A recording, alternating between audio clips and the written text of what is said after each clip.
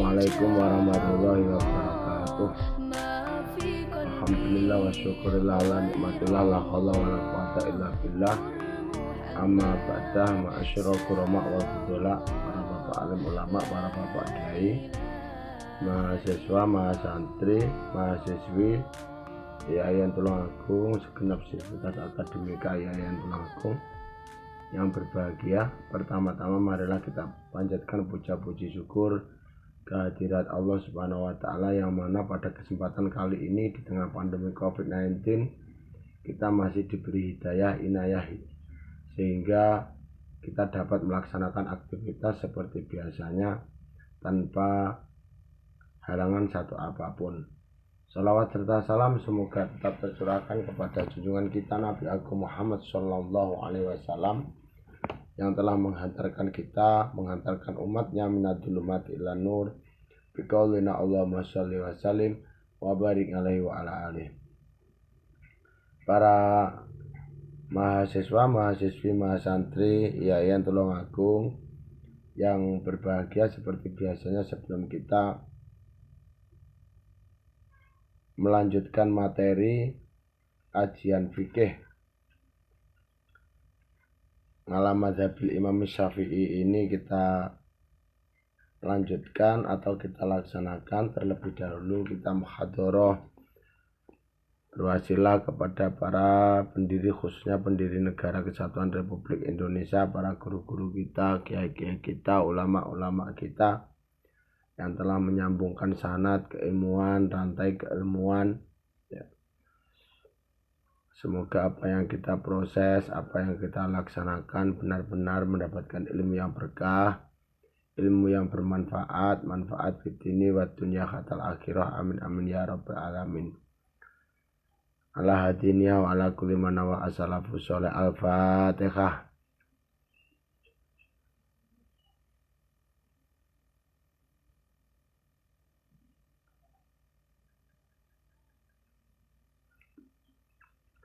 Bismillahirrahmanirrahim. Qala al-mu'allifu rahimahullah ta'ala wa nafa'ana bi ulumihi fid dharain amin. Faslun utawi iki kono fasal suci. Wal mar'atu ta'i wong wadon iku tukhalifu bedani sapa mar'ah.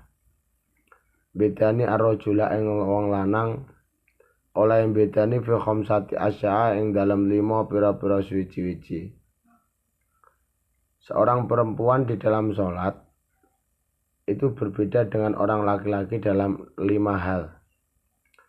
Farajulu mongko utawi wong lanang iku yujafi benggang sapa si rajul mirfaqaihi ing sikut lorone rajul, anjambai ando saking lambung lorone rajul. Wa yukilu lan nglempetake sapa rajul batnahu ing wetenge rajul, lempetakan fakhidai saking pupu lorone rajul, firuku'e dalam rukuk, wa sujudilan sujud, Seorang laki-laki itu senantiasa merenggangkan kedua sikunya dari posisi lambung ketika sujud dan ketika rukuk. Jadi kalau seorang perempuan itu senantiasa merapatkan seperti ini ketika sujud, terus kemudian ketika rukuk ya seperti ini. Tapi kalau laki-laki itu senantiasa seperti ini ya. Sujud pun juga demikian. Jadi ada beberapa hal yang memang perlu diperhatikan, karena ini merupakan sesuatu yang beda antara laki-laki dan perempuan di dalam melaksanakan sholat. Wajarulan banterake sapa si rajul fi maudhi'il jari ing dalem panggonane banter. Wa idana baulan ing dalem arikalane mekenani ing rajul apa saeun suwiji-wiji fi sholati ing dalem salat yusabaha mongko maca tasbih sapa si rajul. Ya. Sabaha mongko maca tasbih sapa si rajul. Jadi ketika berada pada sholat-sholat jahar, ya, sholat-sholat jahar itu adalah sholat-sholat yang dibaca keras. Contohnya adalah maghrib, terus kemudian sholat isya, terus kemudian sholat subuh. Lah, 3 sholat ini merupakan sholat-sholat yang bersifat jahar. Ya. Wa idza nabau sayun fi sholati sabaha. Apabila terjadi sebuah kesalahan di dalam sholat, ketika orang laki-laki itu menjadi makmum, ya, maka posisi seorang laki-laki ini ketika terjadi sebuah kesalahan di dalam sholat, hendaklah dia itu melaksanakan sabbah atau membaca tasbih. Ya. Misalkan, ya, tidak i'tidal ataupun tidak ruko, ya. Terus kemudian ada rakaat tambahan, ada rakaat yang lebih, ya.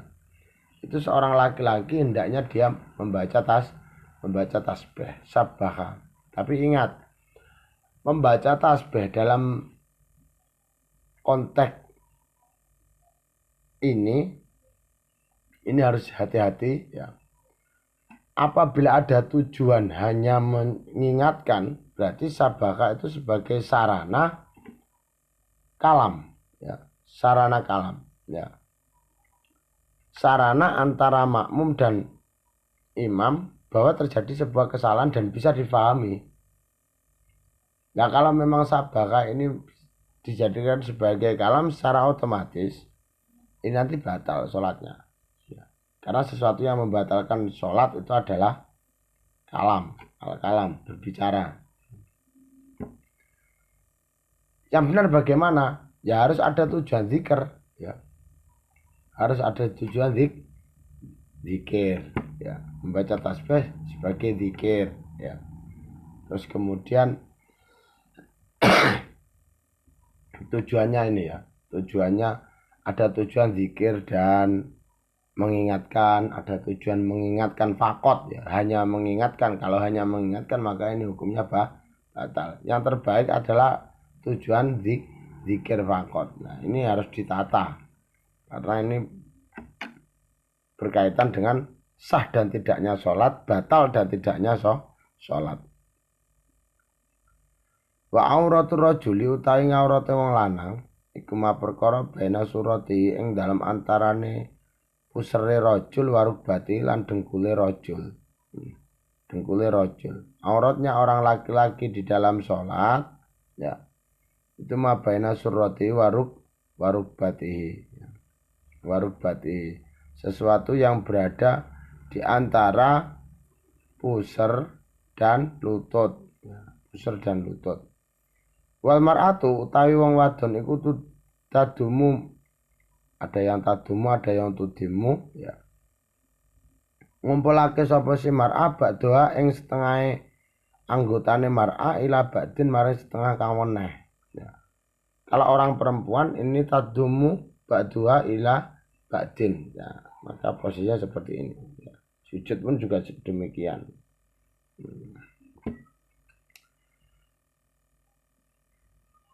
Watu fidulan nglirihake sapa si mar'ah sauta ing suarane mar'ah bihadrati rijali kelawan ana sandinge pira-pira wong lanang al ajanibi kang liya, ya. Kalau orang perempuan ini berada di samping orang laki-laki yang bukan mahram, maksudnya al ajanib seperti itu, ya, yang bukan mahram, maka hendaklah seorang perempuan itu watu fidu, ya, bahasanya. Watu fidu itu rendahkan suara, ya. Misalkan membaca amin, ya. Terus kemudian hal-hal yang berkaitan dengan sholat, nah ini harus direndahkan suaranya.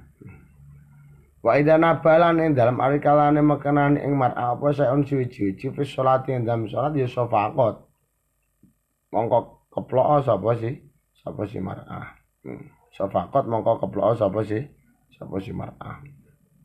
Apabila terjadi sebuah kesalahan di dalam sholat, ya, misalkan menjadi imam, menjadi makmum, terus ada imam sholat salah, maka seorang perempuan hendaklah melakukan sofaqat, tepuk, ya. Tepuknya itu menggunakan sebuah teknis, ya, tepuk yang bukan tepuk yang seperti ini, ya, tetapi tepuknya seperti ini. Dan ini harus hati-hati karena apabila tidak kontrol, secara otomatis ini nanti akan melebihi 3 gerakan dan membatalkan sholat. Ya, tepuknya harus hati-hati. Misalkan setelah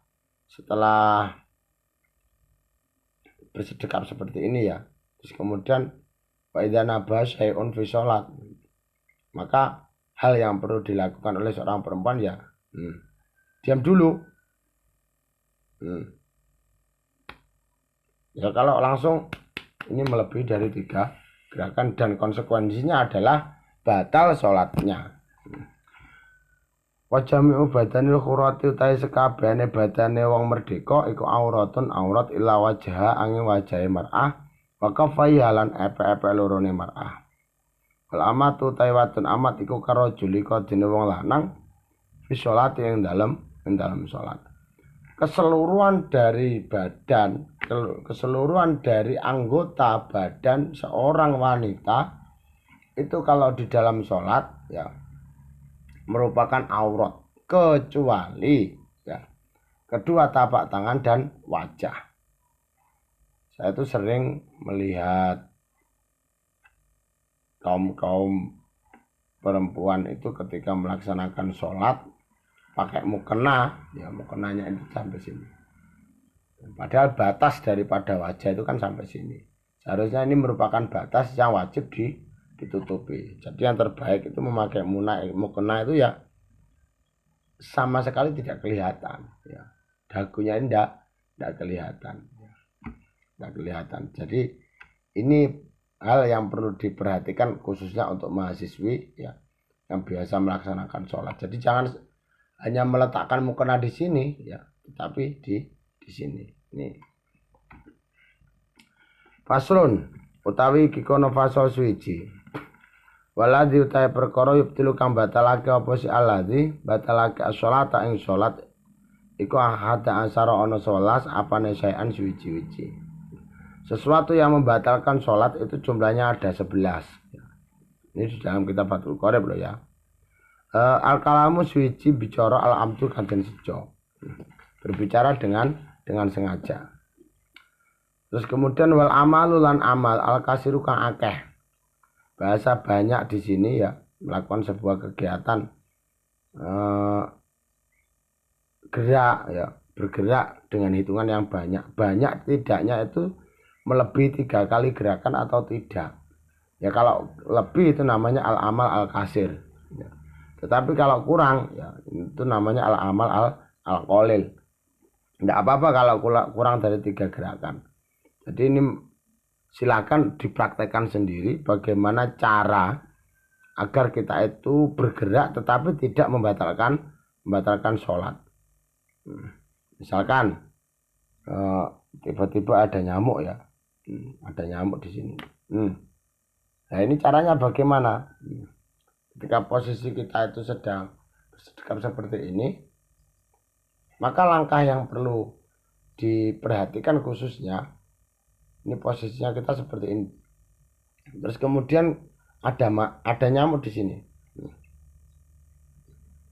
Diamkan dulu, ya, jangan langsung gini. Kalau gini batal, melebihi. Nah, kalau gatal-gatal ya cukup digaruk. Ini saja cukup ini. Ya. Jadi cukup 1 dari jari-jari ya. Ini yang gerak. Jangan keseluruhan. Kalau keseluruhan ini nanti secara otomatis batal. Wal hadasu lan hadas wa khudusun najasati lan anyar tekone najis. Tiba-tiba hadas ya, terus kemudian tiba-tiba kejatuhan najis ya. Misalkan sholat di bawahnya kandang ayam ya.